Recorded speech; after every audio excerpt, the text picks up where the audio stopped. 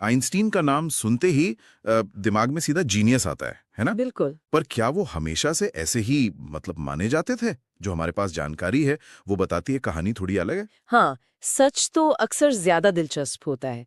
Einstein की कहानी सिर्फ वो E=mc² तक ही नहीं है। सही। इसमें संघर्ष है, बहुत सारी जिज्ञासा है, प्यार भी है, और हाँ, इंसानियत से जुड़े गहरे सवाल भी उठते हैं। तो आज इन्हीं सब स्रोतों को देखते हुए हम अल्बर्ट आइंस्टीन की जिंदगी और उनके विचारों की गहराई में उतरेंगे। मकसद सिर्फ ये नहीं कि क्या क्या खोजा, बल्कि उस जबरदस्त दिमाग के पीछे का इंसान कैसा था, हाँ, बिल्कुल। उसका सफर कैसा रहा, उतार चढ़ाव क्या थे। हाँ, हम देखेंगे कि कैसे एक बच्चा, जिसके बारे में शुरू में कुछ लोग कहते हैं कि स्कूल में दिक्कतें थीं, कुछ टीचर्स ने तो धीमा या मंदबुद्धि जैसा कुछ समझ लिया था, वो आखिरकार 20वीं सदी का सबसे प्रभावशाली वैज्ञानिक कैसे बना। ये सफर ही अपने आप में कमाल है। तो चलिए शुरू करते हैं इस खोज को। आइंस्टाइन के उस मन को समझने की कोशिश करते हैं जिसे वाकई ब्यूटीफुल कहा गया है। शुरुआत उनके जन्म से करते हैं। 14 मार्च 1879, जर्मनी का उल्म शहर। जी। शुरू में कहते हैं कोई ऐसा साइन नहीं था कि ये बच्चा दुनिया बदल देगा, बल्कि उनकी माँ को तो उनका सिर ही कुछ ज्यादा बड़ा लगता था शुरू में। हाँ, ये बात आती है। एक सोर्स तो ये भी कहता है कि वो उन्हें थोड़ा अजीब समझती थी। अरे हाँ, और बचपन भी मतलब थोड़ा अलग था। जैसे कई टेक्स्ट बताते हैं वो 2.5 साल की उम्र तक ठीक से बोले नहीं। 2.5 साल? हाँ, और जब बोलना शुरू किया ना, तो अक्सर हर वाक्य 2 बार दोहराते थे। अच्छा। अब जाहिर है माँ बाप के लिए ये चिंता की बात तो थी ही। हाँ बिल्कुल। और वो बच्चों में घुलते मिलते भी नहीं थे ज्यादा? नहीं नहीं, अकेले खेलना ज्यादा पसंद था। खास तौर पर वो मशीन वाली चीजें, पुर्जे वाले खिलौने। सुनने में आता है कि बचपन के साथ ही उन्हें मजाक में ब्रदर बोरिंग कहते थे। हाँ, ये किस्सा मशहूर है। उनके देर से बोलने से जुड़ा एक और किस्सा है। बताइए। माँ बाप परेशान थे कि बोलता क्यों नहीं। फिर एक रात खाने की मेज पर, जब वो थोड़े बड़े हो गए थे, अचानक बोले, सूप बहुत गर्म है। अरे वाह, पहली बार। शायद पहली बार इतना साफ। तो माँ बाप हैरान भी हुए, खुश भी। पूछा, भाई अब तक क्यों नहीं बोले कुछ? हाँ, क्या जवाब दिया? जवाब था, क्योंकि अब तक सब कुछ ठीक था। गजब। मतलब लॉजिक देखिए, जरूरत नहीं थी तो नहीं बोले। बिल्कुल, ये उनकी तार्किक सोच दिखाता है शायद शुरू से ही। हाँ। एक और किस्सा है उनकी छोटी बहन माजा के जन्म का। अच्छा। उसे जब पहली बार देखा तो पूछा, हाँ ये तो ठीक है, पर इसके पहिए कहाँ हैं? पहिए? हाँ, मतलब उनकी दुनिया खिलौनों और मशीनों के आसपास ही थी। नजरिया ही अलग था एकदम। लेकिन सिर्फ मशीनी खिलौने नहीं थे, चीजों को समझने की एक गहरी मतलब जिज्ञासा थी उनमें। बहुत ज्यादा। अमर उजाला वाले लेख में भी जिक्र है कि 5 साल की उम्र में पिता ने एक मैग्नेटिक कंपास दिया। हाँ हाँ, वो कंपास वाला किस्सा। तो वो हैरान थे कि ये सुई हमेशा नॉर्थ में ही क्यों घूम जाती है, कोई अदृश्य शक्ति है क्या? ये सवाल उनके दिमाग में बैठ गया। बिल्कुल। और स्कूल का अनुभव भी देखिए, मिला जुला रहा। हाँ, वो हेडमास्टर वाली बात। हाँ, म्यूनिक जाने से पहले की बात है शायद। एक पुराने स्कूल के हेडमास्टर ने तो पिता से कह दिया था कि ये लड़का जिंदगी में कुछ नहीं कर पाएगा। सोचिए, आज ये सुनना कितना अजीब लगता है। बहुत अजीब। और अमर उजाला वाला लेख ये भी कहता है कि कुछ टीचर उन्हें मंद बुद्धि समझते थे। क्यों भाई? क्योंकि वो अलग तरह से सीखते थे या सवाल ज्यादा पूछते थे? शायद दोनों बातें। मतलब उनका तरीका पारंपरिक नहीं था।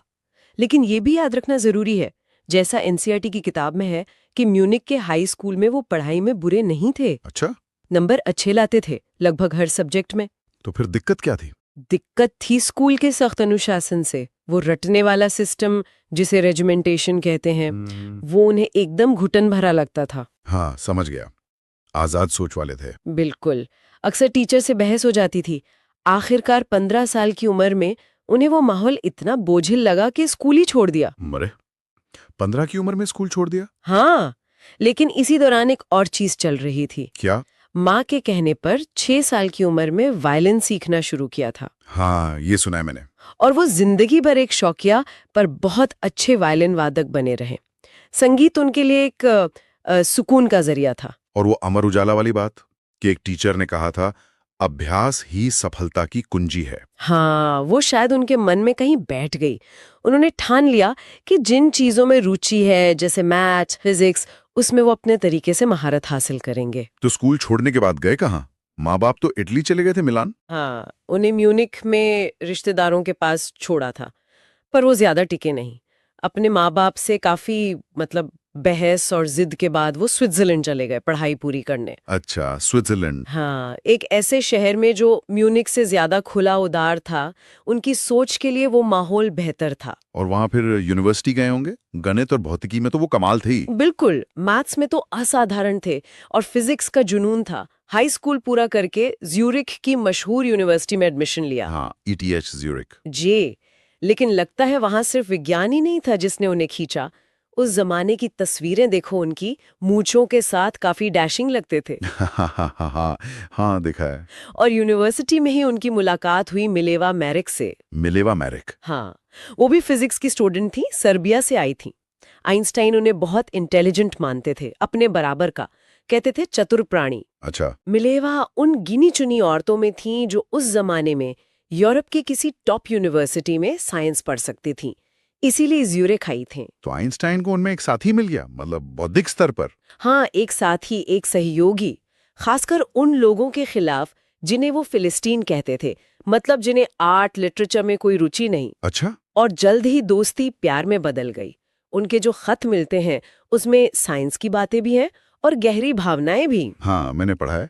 एक खत में उन्होंने लिखा था कि सोचो हम कितने खुश और प्राउड होंगे जब हम दोनों मिलकर रिलेटिविटी पर अपना काम पूरा कर लेंगे। बिल्कुल, वो एक टीम की तरह सोचते थे शुरू में। लेकिन आइंस्टाइन की माँ इस रिश्ते के सख्त खिलाफ थी। हाँ, ये एक बड़ी अड़चन थी। स्रोत बताते हैं कि उन्हें लगता था मिलेवा आइंस्टाइन से 3 साल बड़ी हैं और शायद कुछ ज्यादा ही पढ़ी लिखी और तेज हैं। उन्हें डर था कि वो आइंस्टाइन पर हावी हो जाएंगी। वो कहावत है ना, उन्होंने कहा था वो भी तुम्हारी तरह एक किताब है। हाँ, यही कहा था। अब इसमें सिर्फ उम्र और बुद्धिमत्ता थी या उस वक्त की सोच भी थी कि पत्नी को पति से कम होना चाहिए, ये कहना मुश्किल है, पर विरोध था और शादी टल गई। तो 1900 में 21 साल की उम्र में आइंस्टाइन ग्रेजुएट तो हो गए, जी, पर नौकरी वो आसानी से नहीं मिली। नहीं, बिल्कुल नहीं। बेरोजगार थे कुछ समय, टीचिंग असिस्टेंट का काम किया, प्राइवेट ट्यूशन दिए।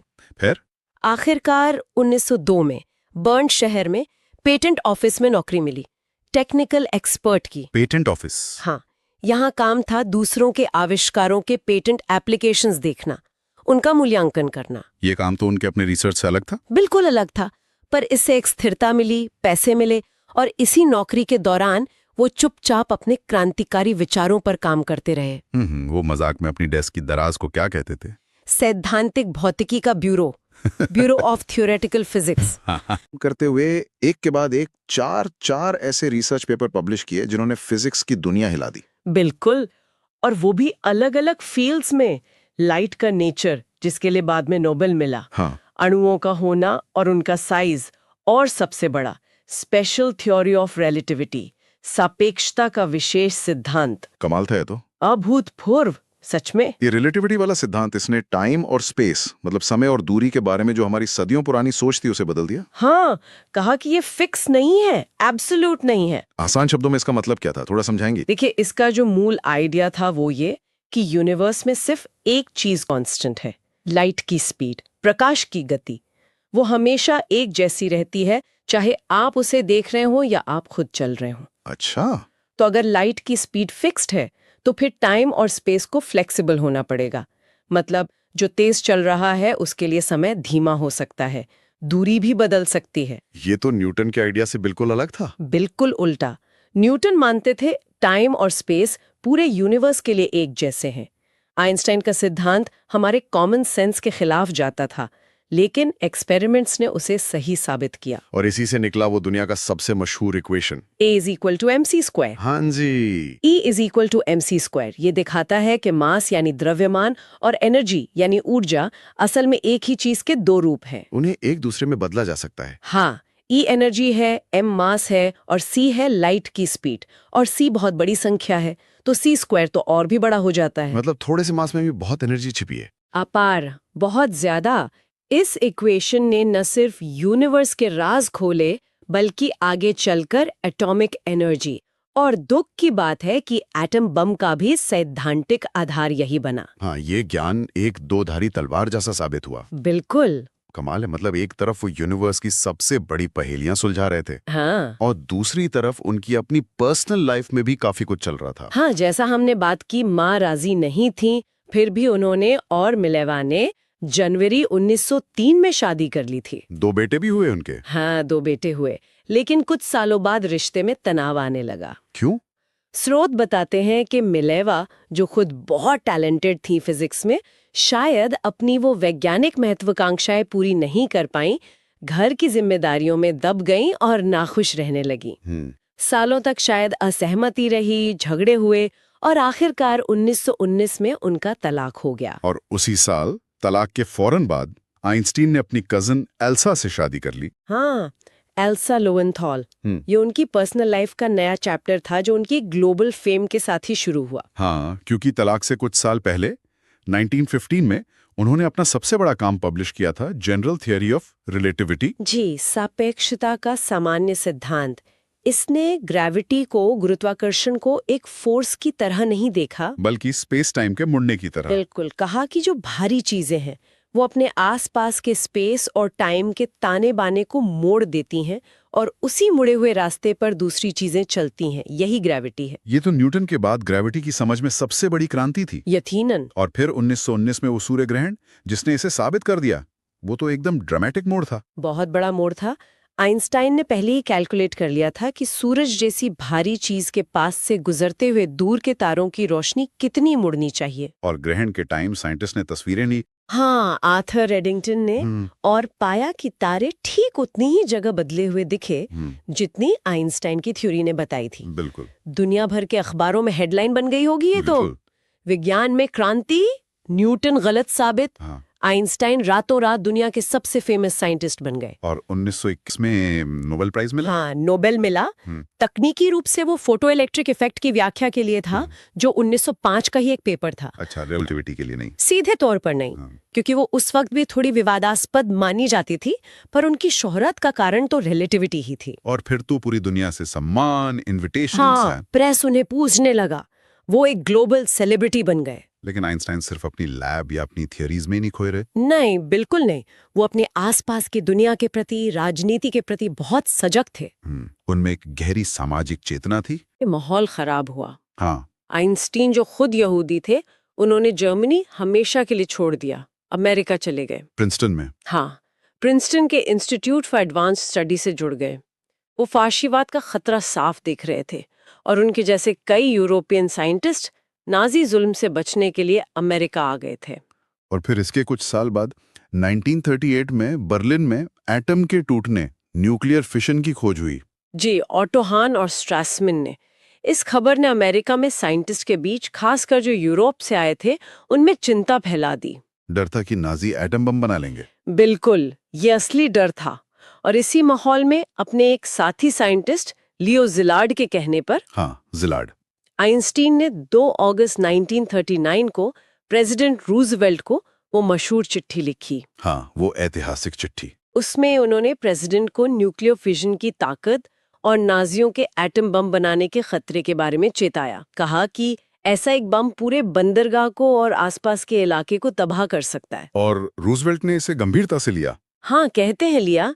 इसके बाद ही अमेरिका ने अपना सीक्रेट एटम बम प्रोग्राम शुरू किया, मैनहट्टन प्रोजेक्ट। और फिर अगस्त 1945 में हिरोशिमा और नागासाकी पर वो बम गिराए गए। जी, आइंस्टाइन इस तबाही से, इन मौतों से बहुत ज्यादा दुखी और सदमे में थे। उनका इरादा तो शायद अमेरिका को डिफेंस के लिए तैयार करना था, नाजी खतरे से। हाँ, इरादा वो था, लेकिन इस तकनीक का इतना भयानक इस्तेमाल देखकर वो हिल गए थे। युद्ध के बाद उन्होंने यूएन, यूनाइटेड नेशंस को एक खुला पत्र लिखा। उसमें क्या था? उसमें एक बहुत बड़ा आइडिया था।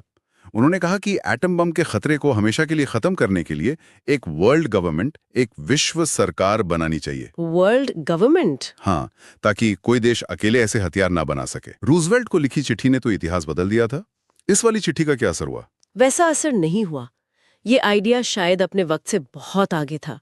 लेकिन आइंस्टाइन रुके नहीं।